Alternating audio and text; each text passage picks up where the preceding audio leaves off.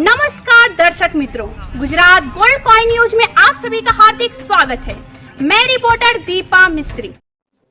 ઈદના શુભ પર્વ પર વલસાડના મુસ્લિમોની દુઆ ફલસ્તીન સાથે।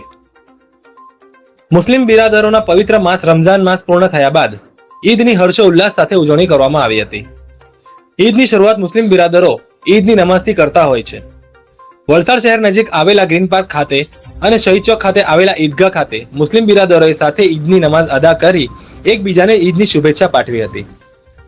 આજ રોજ ઈદના શુભ પર્વ પર વલસાડ શહેરના મુસ્લિમ સમાજ તરફથી મોટી સંખ્યામાં મુસ્લિમ સમાજના લોકોએ હાથ પર બ્લેક રિબન બાંધી ઈદની ઉજવણી કરી છે। ન્યૂઝના માધ્યમથી જાણવા મળેલ છે કે બ્લેક રિબન બાંધવાનો ઉદ્દેશ ફલસ્તીન અને ઇઝરાયલ વચ્ચે ચાલી રહેલ યુદ્ધ માટે છે। વધુ વિગત મળતા જાણવા મળેલ છે કે ફલસ્તીનમાં રહેલ લોકો અને તેના માસૂમ બાળકો પર ઇઝરાયલ દ્વારા બોમ્બ બ્લાસ્ટ કરી ખૂબ અત્યાચાર કરવામાં આવેલ છે અને મહિલાઓને વિધવા તેમજ બાળકોને યતીમ કરવામાં આવેલ છે।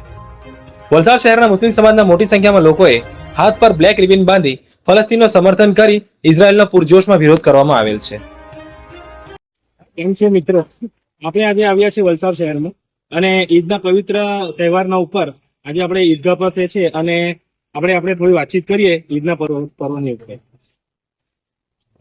આપણી સાથે છે મુખ્તારભાઈ, હમીદભાઈ, જૈનુદ્દીનભાઈ, એવા ઘણા આપણા મુસ્લિમ ભાઈઓ અહીંયા ઉભા છે। તો એવો શું કહેવા માંગે છે આ પવિત્ર તહેવારના ઉપર?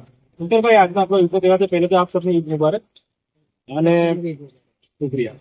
તો આપણા અંદર એક કોમન વસ્તુ જોવા મળે છે કે ઘણા બધા લોકોના હાથમાં આ બ્લેક રિબન જોવા મળે છે। તો બ્લેક રિબનના માધ્યમથી આપ શું સંદેશ આપવા માંગો? સૌથી પહેલા તો તમામ દેશવાસીઓને ઈદની હાર્દિક શુભકામનાઓ। અને આગળ જણાવતા હું કહેવા માંગુ છું કે અમે જે બ્લેક પટ્ટી બાંધી છે આ ફલસ્તીનના સપોર્ટમાં અને ઇઝરાયલના વિરોધમાં બાંધી છે। સૌથી પહેલા તો ફલસ્તીનના જે હાલાત ચાલી રહ્યા છે તેમનો એક આપ સૌથી પહેલા એક વિડીયો જોવો।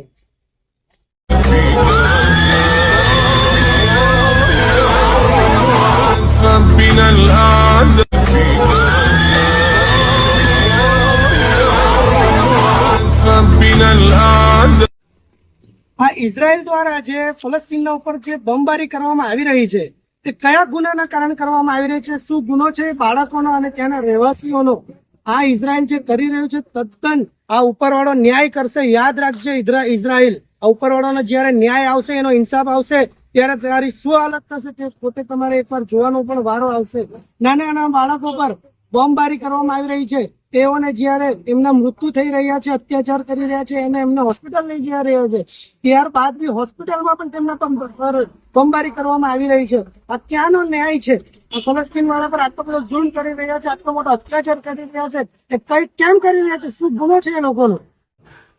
વલસાડ શહેરના મુસ્લિમ સમાજ તરફથી તો આ ફલસ્તીન અને ઇઝરાયલની જે વોર ચાલે છે તો તેમાં આપ શું સંદેશ આપવા માંગો? હું એટલું સંદેશ આપવા માંગુ છું કે ઇઝરાયલ જે બે કસૂરોને મારી રહ્યો છે તેનો ઇન્સાફ ઉપરવાળો જરૂર કરશે એક દિવસ। ઉપરવાળાના ત્યાં દેર પણ નથી અને અંધેર પણ નથી।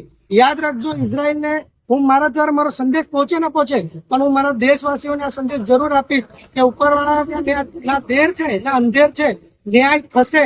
અને જે ફલસ્તીની નાના નાના બાળકો પર જે આ વોર કરી રહ્યા છે, જે મારી રહ્યા છે, તેઓને ઉપરવાળો ન્યાય જરૂર આપશે। खबरों में अब तक के लिए बस इतना ही। मिलते हैं फिर ऐसी ही बड़ी खबर के साथ। तब तक के लिए धन्यवाद। देखते रहिए गोल्ड कॉइन न्यूज। अगर आपको हमारी वीडियो पसंद आई हो तो चैनल को लाइक और सब्सक्राइब करें और नई वीडियो अपडेट प्राप्त करने के लिए बेल आइकन पे क्लिक करें। धन्यवाद।